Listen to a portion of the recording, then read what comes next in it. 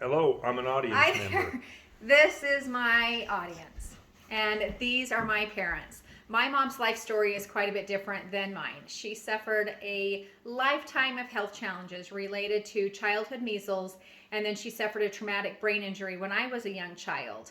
My children know little of their grandma Jerry. Because of her disability, she had little involvement in their lives, but her life greatly impacted mine. And I want to remember her story so that I can talk with my children about her. I have been a long time scrapbooker from my earliest days of scrapbooking and cropping pictures to now digital photo albums. I have made memory books and memory boxes that are full of my children's life's experiences and events. Take a quick look at the pictures on your phone. Do you have a few hundred or maybe a few thousand? Are these pictures of everyday events or mainly special occasions? No matter what it is, I think these pictures should be stored in a place other than on our phones. So today I want to suggest to you that you start now creating and preserving your own personal history through scrapbooking. From here, I will talk to you about why you need to start scrapbooking and the different methods of scrapbooking. And what I think are some of the benefits of this of keeping this type of personal history. So let me first explain to you why you need to start preserving your personal history. Think of all those pictures on your phone. What was happening? What are you celebrating or perhaps mourning? What stories do these pictures tell? In 2005, my dad passed away. While at his graveside, his branch president made a comment about the dash on the headstone that separates the birth date from the death date. I think about that dash quite a bit. My parents lived long lives, but there is nothing more than a dash on their headstones that represents the lives that they lived. So I want to fill in that dash. I want to fill in that dash so that my children and their children will know this part of their ancestry. And one way that I fill in that dash is by telling a story of a particular picture. So again, think of all the pictures on your phone. Is there a better place and way that you can save and store these pictures? What story can you tell? So when we save our pictures and we tell stories, we preserve our notes and journals, all of these things will help tell the stories of our lives, the lives that we have been blessed to live. Think of your grandparents, your great grandparents. What do you know about them? What were their lives like? Just as you may wonder about your grandparents, your children and your grandchildren, your progenitors will wonder about you. So why not create for them something more than just pictures living in a cloud somewhere? And maybe your life story will end up in a cloud, but at least it will be more accessible to those that are wanting to learn about you. And it's more than just pictures, right? It's the goods, the bads, the joys, and the hardships. It's the successes and the failures. All of these things create a life well lived. Now, I know the task of preserving your personal history can feel super overwhelming, but let me explain a few ways that I have found to preserve my personal and family history, from my parents to my children and now to my grandchildren. Information found at scrapbook.com mentioned that some of the earliest scrapbooks held newspaper articles, hair clippings, baby birth announcements, and family and announcements of marriages. The Spruce Crafts website says that scrapbooking is nothing more than a crafting and documenting activity with photos, memorabilia, journaling, and embellishments. With all of our gazillion photos, there are so many fun and creative ways to tell our story with pictures. Let me first talk to you about paper scrapbooking. So in the early days of scrapbooking, I printed pictures and glued them onto cute paper with stickers and other embellishments. I would date and write the story of this particular event. This was fun and a lot of work compared to digital scrapbooking.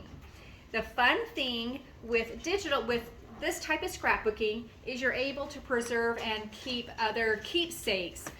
Here I have my daughter's baby bracelet. So this is a fun way, paper scrapbooking is a fun way to keep other keepsakes like birthday cards or other items that are special to you. In the early 2000s, digital scrapbooking became super popular.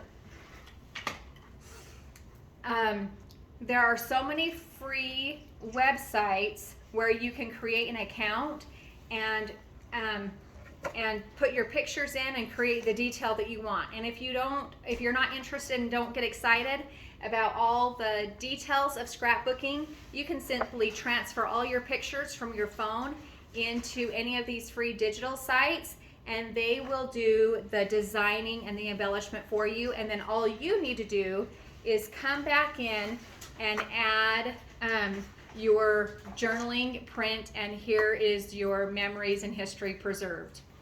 Let me next talk to you about memory boxes. Memory boxes are just that. It's a place where things other than photos can be stored. For each of my children, I have a tote that easily stacks underneath beds, and in these totes I have items such as graduation caps, birthday cards, scouting merit badges, those types of things that are fun memory things for my kids to keep.